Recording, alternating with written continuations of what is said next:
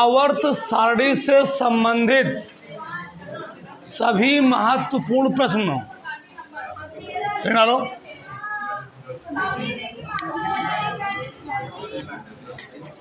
आवर्त सारणी से बोलो मत संबंधित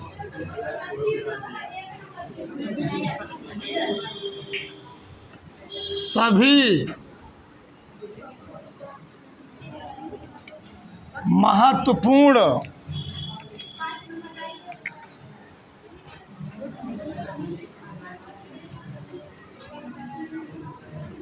प्रश्न। ठीक, चलो सही है। तो हेडिंग क्या है जी? आवर्त सारणी से संबंधित सभी महत्वपूर्ण प्रश्न। अब इसको हम जो छूटा हुआ उसके बाद पढ़ेंगे कुछ से पॉइंट, पहले इसको समझ लो ध्यान से। अगर पूछा जाए कि आवर्त सारणी का जनक किसे कहा जाता है, तो आवर्त सारणी का जनक किसे कहा था जी?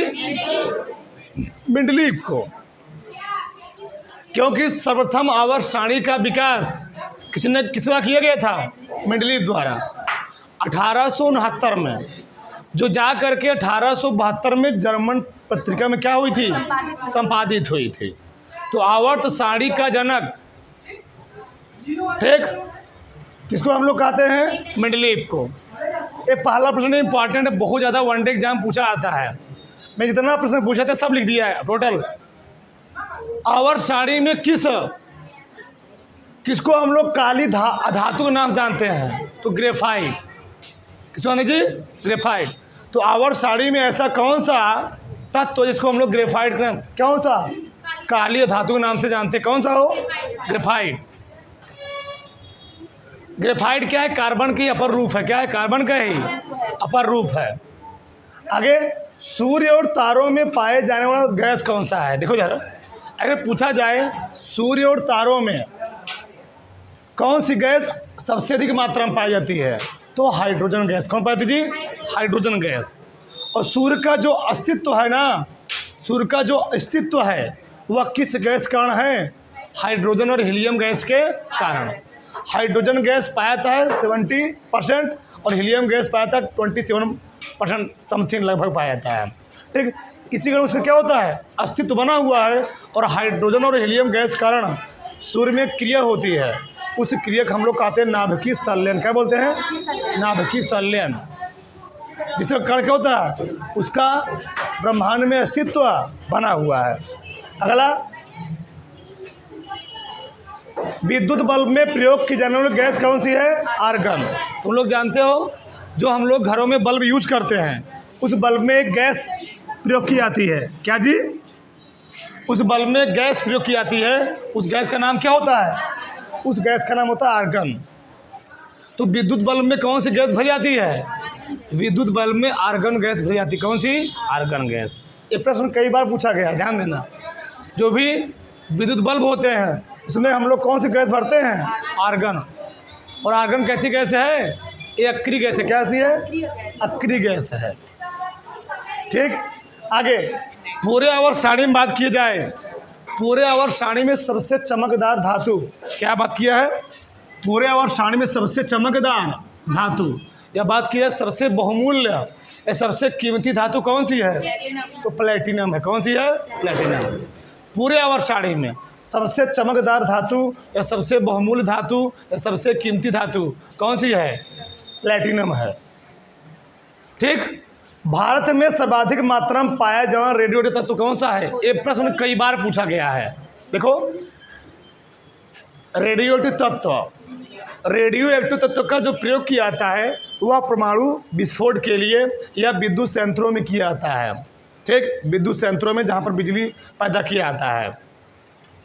तो रेडियोएक्टिव तत्व जो थोरियम है, यह इंडिया में सबसे अधिक मात्रा में पाया जाता है। हम लोग करते क्या हैं? भारत से थोरियम का करते हैं, यहाँ से निर्यात करते हैं, और अन्य देशों से हम लोग क्या करते हैं, रेडियो एक्टिव तत्व जो हमारे लिए अफक होते हैं उसको हम लोग क्या करते हैं, आयात करते हैं, लाते हैं।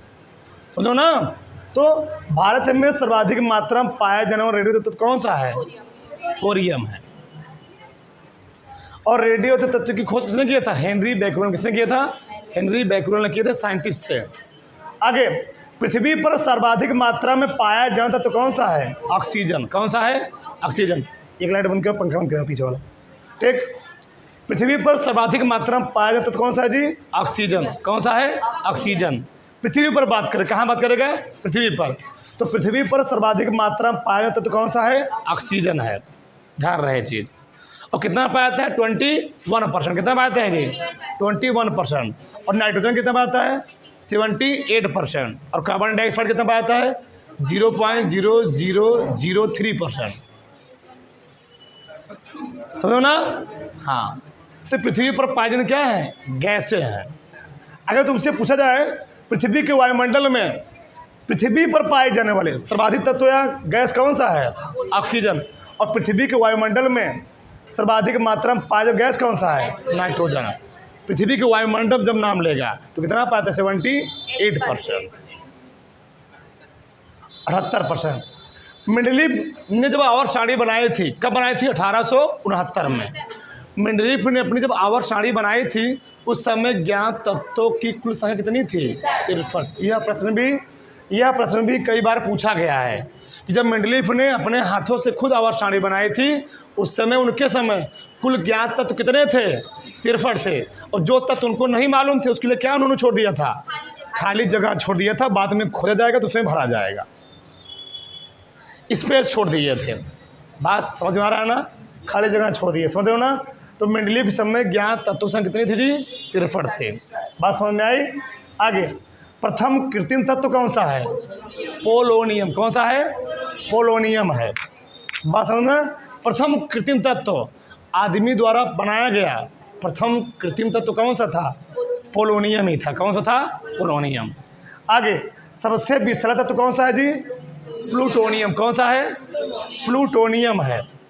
सबसे पूरे आवर्तसारणी में सबसे विषैला मतलब जहरीला कह सकते हो, कौन सा है, प्लूटोनियम। तुम लोग जानते हो जो सिंदूर होता है भी क्या होता है, विषैला ही होता है। जो महिलाएं पूरे मांग में सिंदूर भरती क्या होता है, वो भी क्या होता है, जहर की तरह काम करता है। मर्क्यूरिक सल्फाइड GS वो भी एक प्रकार जहर ही होता है, ठीक। समझो ना। सबसे विषैला तत्व कौन सा है, प्लूटोनियम बता ही दिए। सबसे मुलायम धातु कौन सी है, पूरे आवर्तसारणी में सबसे मुलायम धातु कौन सी है, सोडियम। इसलिए हम लोग सोडियम को चाकू से भी क्या कर सकते हैं, आराम से काट सकते हैं। सोडियम सबसे मुलायम धातु होता है, इसलिए सोडियम को सबसे आसानी से काटा जा सकता है। यह पूरे आवर्तसारणी में सबसे मुलायम धातु है। कौन सी है, सोडियम। आगे, पृथ्वी की सतह पर पाए जाने वाली सबसे अधिक धातु कौन सी है, एल्युमिनियम। तो पृथ्वी की सतह पर पाए जाने सबसे अधिक धातु कौन सी है, तो ये एल्युमिनियम होती है। बात समझ में आई, ठीक। तो अगर पृथ्वी की सतह पर पाई जाती है तो कौन सी पाई जाती है, एल्युमिनियम। इसीलिए हम लोग एल्युमिनियम का अधिकतर प्रयोग कहाँ करते हैं, जो बिजली की तारें होती हैं, जितनी भी, चाहे कोई हो, कोई प्रदेश हो, कोई नगर हो, कोई शहर हो, हम लोग जो लाइट ले जाते हैं, लाइट की सप्लाई करते हैं, वो किस तार की मदद करते हैं, एल्युमिनियम। क्योंकि पृथ्वी की सतह पर एल्युमिनियम मात्रा क्या होती है, सबसे ज़्यादा पाई जाती है। इसे हम लोग किसका तार बनाते हैं, एल्युमिनियम का है। समझो ना। तो पृथ्वी की सतह पर सबसे अधिक मात्रा में पाई जाने धातु कौन सी है, एल्युमिनियम है, जिसका हम लोग किसके लिए प्रयोग करते हैं, तार के लिए, करंट को ले जाने के लिए। समझो ना। आगे, पृथ्वी के खनन में प्राप्त धातु तत्व कौन सा है, आयरन, लोहा। मतलब पृथ्वी की खुदाई से जो प्राप्त होता है, कौन सी धातु प्राप्त होती है, लोहा। हमको लोहा धातु तुरंत नहीं मिल जाता है, कच्चे पदार्थ कैसे मिलता है, कच्चे पदार्थ को मिलता है। उन कच्चे पदार्थों को हम ले जाते हैं कहाँ पर, फैक्ट्री में। कहाँ जाते हैं, फैक्ट्री में। फैक्ट्री में ले जाने के बाद वहाँ पर हमको जिस प्रकार का जिस प्रकार का हमको लोहा प्राप्त करना होता है, लोहे भी अलग अलग प्रकार के होते हैं, ठीक। धलवा लोहा, पिटवा लोहा, बहुत सारे अलग अलग प्रकार के लोहे होते हैं। सब जिस प्रकार हमको लोहा प्राप्त करना होता है, हमको लोग करते हैं क्या, उसको हम प्राप्त कर लेते हैं। तुम लोग जानते हो लोहा हमारे घरों में सरिये के लिए भी यूज़ किया जाता है, लोहा रेल की पटरी के लिए भी यूज़ किया जाता है। तो वही लोहा नहीं होता है, तो अलग अलग प्रकार के लोहे होते हैं। अब जो रेल पट्टी का लोहा है वो भी लोहा ही है। उसमें क्या होते हैं, बहुत सारे पदार्थों का मिश्रण बनाया जाता है। सोचो इतना बड़ा वजन एक डिब्बा होता है, ट्रेन होता है, अब कितना मिले उसे भैंसासुर देख महिषासुर बैठे हुए हैं, इतना वजन होगा। सोचो एक डिब्बे का वजन कितना होता होगा। सोचो अगर ऐसे सामान लोहा लगा दोगे तो क्या हो जाएगा, वो पटरी उधर आदमी उधर। चलो ना, उसको क्या कहता है, बहुत सारे धातु क्या मिक्स करके बनाया जाता है पटरी, तब जाकर चलती है, ट्रेन चलती है आराम से। ठीक, तो बहुत सारे उसमें धातु लोहे होते हैं। आगे ये अर्धचालकों में, ये तुम लोग अगर 12th में पढ़ोगे तो अर्धचालकों में प्रयुक्त होता तो कौन सा है, सिलिकॉन और जर्मेनियम। सिलिकॉन और जर्मेनियम ये क्या होते हैं, अर्धचालक। और तुम लोग जानते हो सिलिकॉन और जर्मेनियम क्या होते हैं, उपधातु। क्या होते हैं, और उपधातु का प्रयोग किसके लिए किया था, अर्धचालकों के लिए, सेमी कंडक्टर के लिए। किस लिए किया था, सेमी कंडक्टर। तुम लोग आओगे आगे 12th में पढ़ोगे, N type conductor, P type conductor, N type conductor, P type conductor. तुम लोग जानते हो जितने भी, चाहे मोबाइल हो, चाहे टीवी हो, चाहे कुछ भी हो, चाहे कंप्यूटर हो, कुछ भी हो दुनिया का, कुछ भी हो, जितना भी इलेक्ट्रॉनिक चीज़ें हैं सब में क्या लगा होता है, कंडक्टर लगा होता है। क्या लगा होता है उसमें, तुम लोग देखते हो डायोड और ट्रायोड लगा होता है ना, कंडक्टर नहीं लगा होता है उसमें, डायोड ट्रायोड। तुम देखो छोटे छोटे ऐसे ऐसे लगे होते हैं, लगे होते हैं, बहुत सारे पिन लगे होते हैं, वही क्या होते हैं, डायोड और ट्रायोड। तो सब किसके बने होते हैं, सिलिकॉन और जर्मेनियम के। चाहे टार्च भी हो, सब लगे होते हैं। वो करता क्या है, रेजिस्टेंस को मेंटेन करने काम करता है। कौन करता है, वही। समझो ना, इतना बात समझ में आई, किसी कोई दिक्कत, इतना बात हुआ, हो गया ना। आगे सबसे अधिक यौगिक बना तत्व कौन सा है, कार्बन। कौन सा जी, कार्बन। पूरे आवर्त सारणी में ऐसा कौन सा तत्व है जो सबसे अधिक यौगिक बनाता है, कौन सा बनाता है, वह कार्बन है। कौन सा है, कार्बन है। ठीक, आगे इतना बात, किसी कोई दिक्कत है, आगे देखो। त्रिक नियम किसने दिया था, तो त्रिक नियम दिया था डोबे राइनर ने। डोबे राइनर ने, हमने बताया था तत्वों को सर्वप्रथम बांटने का प्रयास किया गया था, किसके द्वारा, डोबे राइनर द्वारा नहीं थे। वो कौन थे, वर्जिलियस। कौन थे जी, वर्जिलियस। तत्वों को सर्वप्रथम वर्जिलियस ने धातु और अधातु दो श्रेणियों में बांटने का प्रयास किया था, लेकिन बाद में उनका नियम क्या कर गया था, फेल कर गया था। फिर आया था किसका, त्रिक नियम आया था, और त्रिक नियम किसने दिया, डोबे राइनर ने दिया था। आगे अष्टक नियम किसने दिया था, न्यूलैंड ने। और आधुनिक आवर्त सारणी किसने बनाई, मोजले ने। ये पूछता है, ठीक। तो आवर्त सारणी का पिता यानी जनक किसको कहते हैं, मेंडलीव को। और आधुनिक आवर्त सारणी का जनक किसको कहते हैं, जनक भी बोल सकते हो, मोजले। 16, 19 प्रश्न यहाँ पर हुए, सब मेन कौन क्या, बहुत ही मेन प्रश्न है। वन डे एग्जाम में इनका भरमार प्रश्न होता है आवर्त सारणी से, मैंने सब लिख दिया। आगे देखो यहाँ पर, यहाँ देखते हैं कुछ प्रश्न।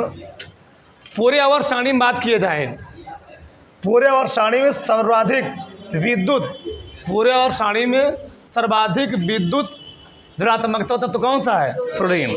मैंने लिखवा भी दिया परिभाषा।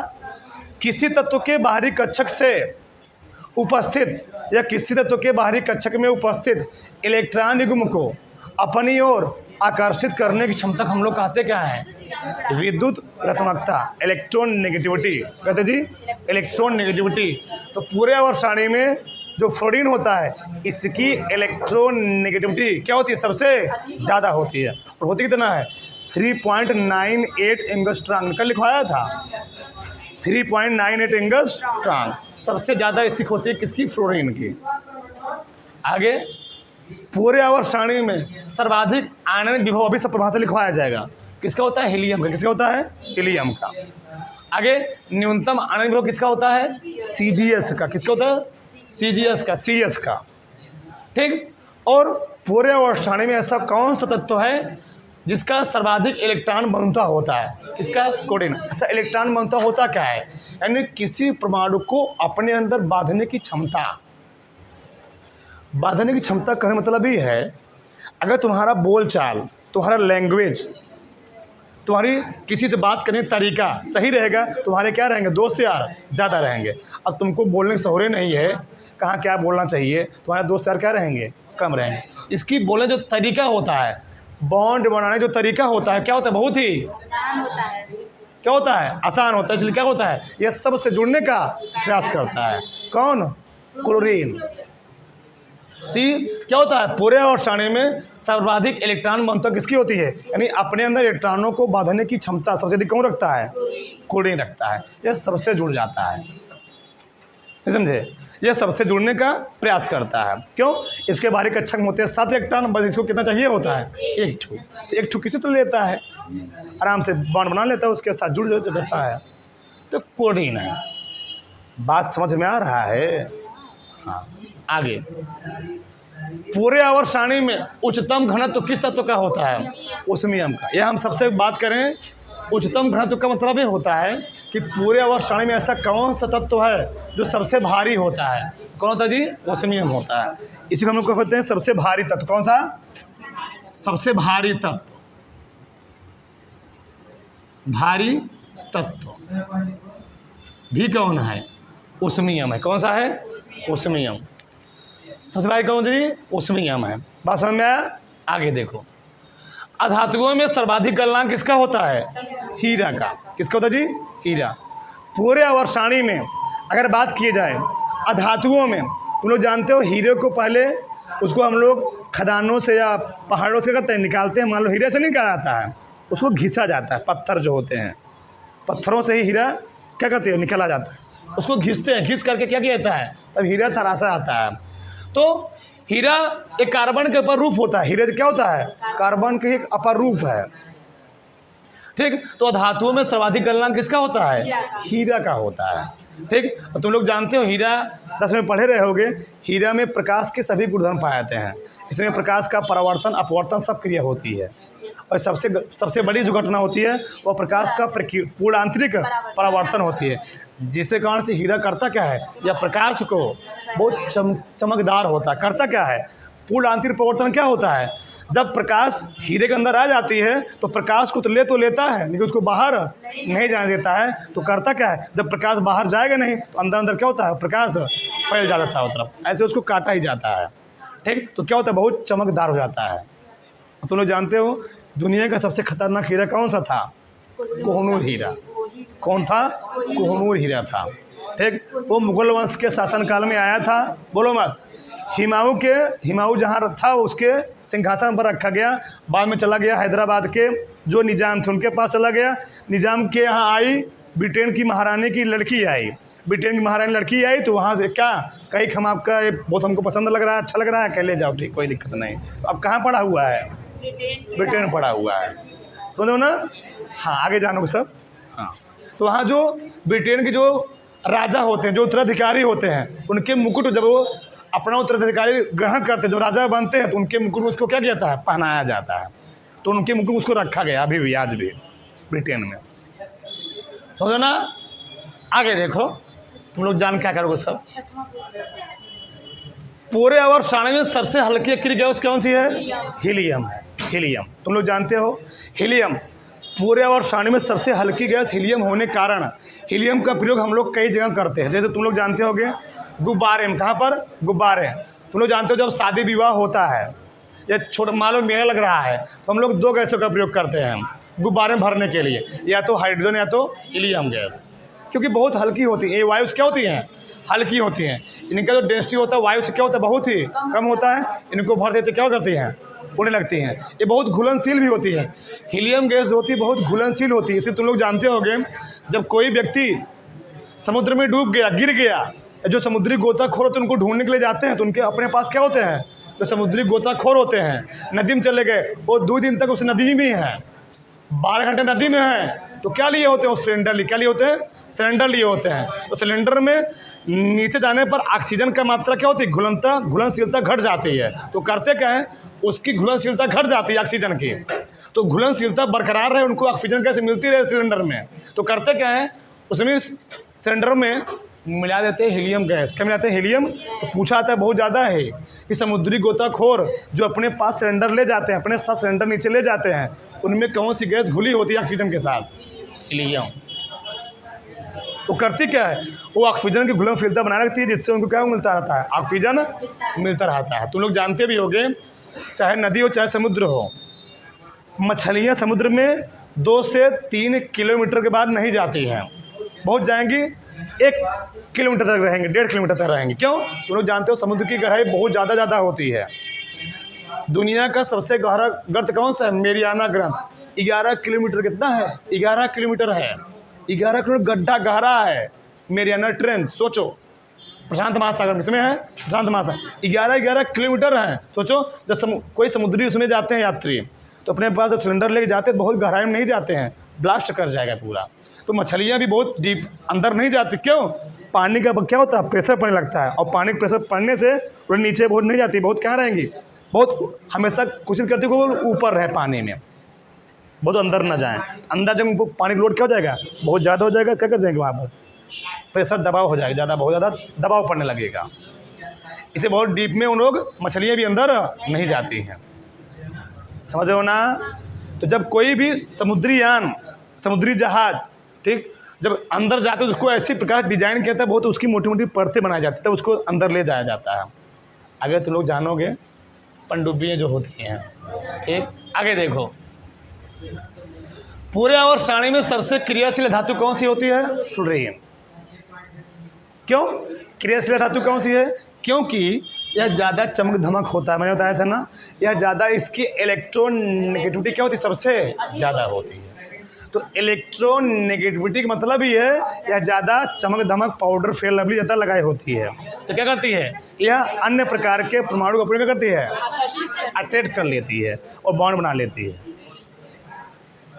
समझो ना, आना चाहिए। पूरे और क्षण में से कौन सा तत्व जिसका ऊष्मीय मान सबसे अधिक होता है? तो हाइड्रोजन का। हाइड्रोजन का ऊष्मीय मान सबसे अधिक होने के कारण ये कहाँ पाता है? कहाँ पर? जो सूर्य में अपार ऊर्जा होने का मेन स्रोत क्या है? हाइड्रोजन ही है। हाँ, सूर्य और तारों, ठीक।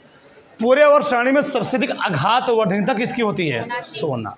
बाबू नहीं कह रहा, सोना कह रहा है, गोल्ड। आपका सोना बाबू आ गया, कितना प्यारा नाम बचा रहा है, कहते हैं उसको बर्बाद कर देते हैं, ठीक। तो पूरे और श्रेणी में सर्वाधिक सर्वाधिक आघात वर्धनी, इसको हम लोग कहते हैं मिलेबिलिटी। कौन की होती है? सोना। मिलेबिलिटी होता क्या है? किसी तत्व को, किसी धातु को जब पीट करके पतले चार्जक रूप में क्या किया जाए?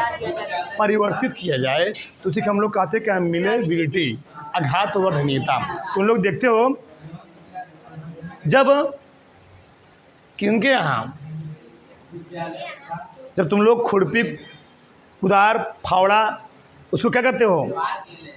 जो होते हैं, मान लो जो होते हैं उन्हें ले आते हैं, तो लोग करते क्या है? बढ़ाई क्या है ना जी, बढ़ाई क्या कहते हैं लोग, जो होते हैं नहीं जानते हैं, ठीक। ये देखो, जब ले जाते हैं उनके यहाँ तो होता क्या है? वो लोग करते क्या है? गर्म करते हैं। गर्म करने में उसको लोहे से पीटते हैं, तो होता क्या है? होता क्या जी? फैल, क्या होता है? फैल जाता है, ठीक। तो धातुओं का जो गुण होता है क्या होता है? फैलने का गुण होता है। तो सबसे अधिक आघात वर्धनी कौन होता है? सोना। मतलब सोना को हम 0.0002 mm, सोचो 2 mm पतला पीट सकते हैं। सोच सकते तुम 0.0002 mm, साला आँख से 2 mm तो दिखता ही नहीं है, और 2 mm का 1,000वां भाग है, 10,000वां भाग। कितना है? 10,000वां भाग। इतना पतला हम सोने को पीट सकते हैं। कहते हैं रत्ती भर सोना, सुने हो ना? बहुत कम। और इसकी तन्यता भी क्या होती है? बहुत ही ज़्यादा होती है। किसकी? सोने की तन्यता। क्या तुम चिलगम खाते हो ना? चिलगम खाना तानते हो, तन्यता तार के रूप में फैले। जब किसी चीज़ को खींच करके लंबे तार के रूप में बदला, उसको हम लोग कहते हैं टेंसाइल, तन्यता। क्या बोलते हैं? तन्य। तो सोना बहुत ज़्यादा तन्य भी होता है। पूरे और क्षण में सबसे अधिक तन्य धातु कौन सी है? सोना। और इतना तन्य होता है, अगर तुम 1 ग्राम सोना ले लो, 1 ग्राम सोना ले लो, तो 1 ग्राम सोने से 2.5 किलोमीटर लंबा तार बना सकते हो। कै ग्राम सोने से? 1 ग्राम सोने से 2.5 किलोमीटर लंबा तार बना सकते हो। इतना तन होता है सोना। समझ रहे हो ना? आगे पूरे आवर्त में ऐसा कौन सा तत्व है जिसकी जो सर्वाधिक सुचालक होता है, यानी कंडक्टर होता है? क्या होता है? कंडक्टर। अच्छा, कंडक्टर बोलो मत। कंडक्टर क्या होता है? जो इलेक्ट्रॉनों को अपने अंदर आसानी से ले जाने का काम करे, वो चांदी होता है। क्यों? प्रॉब्लम क्या है? चांदी विद्युत का सबसे अच्छा सुचालक होता है, कंडक्टर होता है। क्यों? रीज़न क्या है? जिसमें देखो, कोई भी धातु होगी, किसी भी धातु में जिसमें मुक्त इलेक्ट्रॉनों की संख्या सबसे ज़्यादा होगी, फ्री इलेक्ट्रॉनों की संख्या जिसमें सबसे ज़्यादा होगी, वह क्या होगा? विद्युत का सबसे अच्छा क्या होगा जी? सुचालक। तुम लोग क्या कर रहे हो जी? तो क्यों आए हो यहाँ पर? विद्युत का सबसे सुचालक कौन सा है जी? चांदी है। क्यों?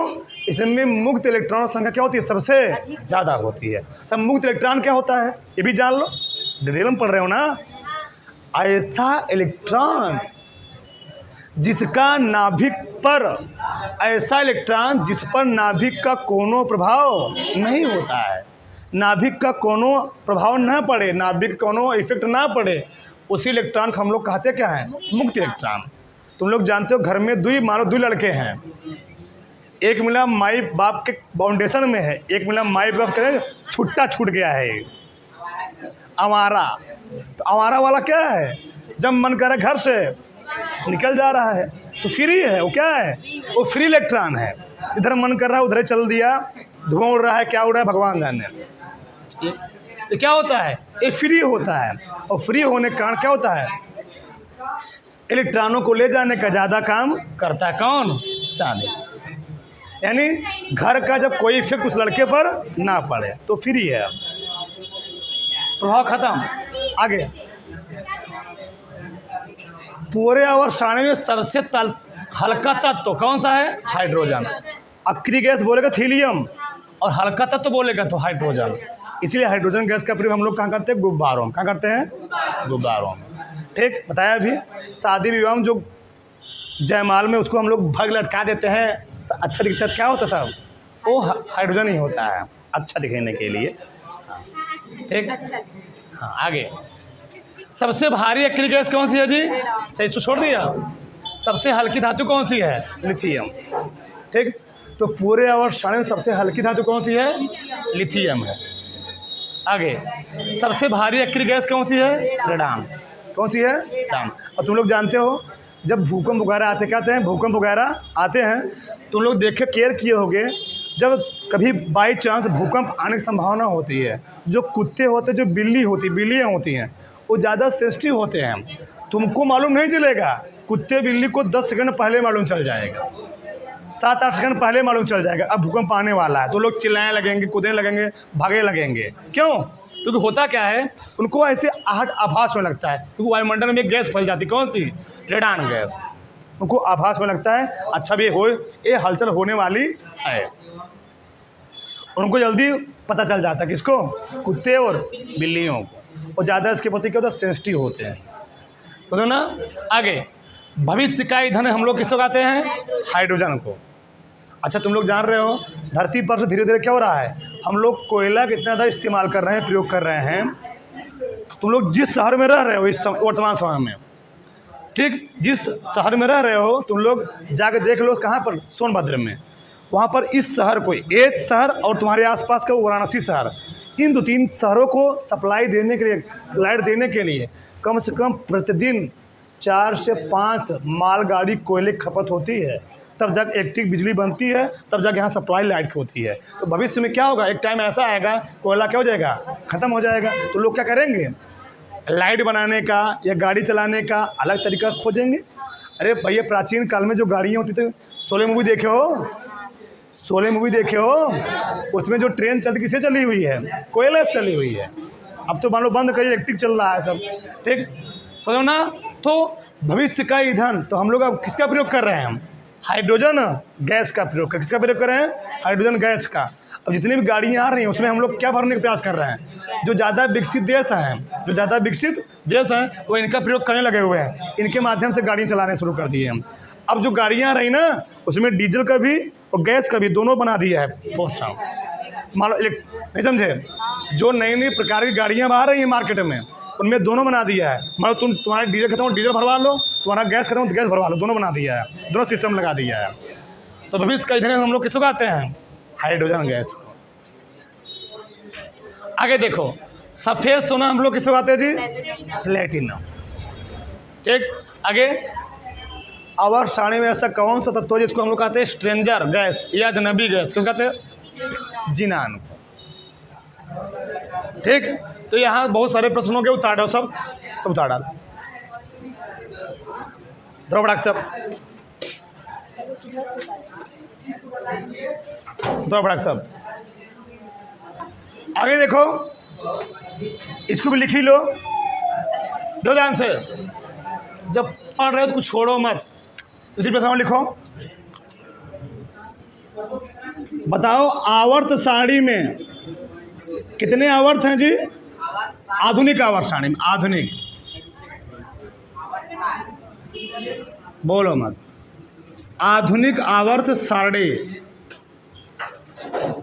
कितने आवर्त हैं, आवर्त हैं 7 और कितने वर्ग हैं, ये भी पूछ लेता है, वर्ग हैं 18। ठीक, और आवर्त सारणी में इसको मैं लिखवा ही चुका हूँ, लिख लो एक बार फिर से। कुल तत्व कितने हैं, कुल तत्व हैं 118। ठीक, इसमें से प्राकृतिक तत्व कितना है, नेचुरल एलिमेंट प्राकृतिक तत्व 94 और कृत्रिम तत्व कितना है 24। कितना है जी, 24, जोड़ोगे 118 आएगा। ठीक, अब इन्हें 118 तत्वों में कितने धातु तत्व हैं, बहुत ज़्यादा पूछता है धातु तत्व, तो 91। और कितने धातु हैं, अधातु तत्व कितने हैं जी, 20। अब कितने उपधातु हैं, 7, जोड़ोगे आ जाएगा 118। इसको भी लिख लो, उतारो भाग से।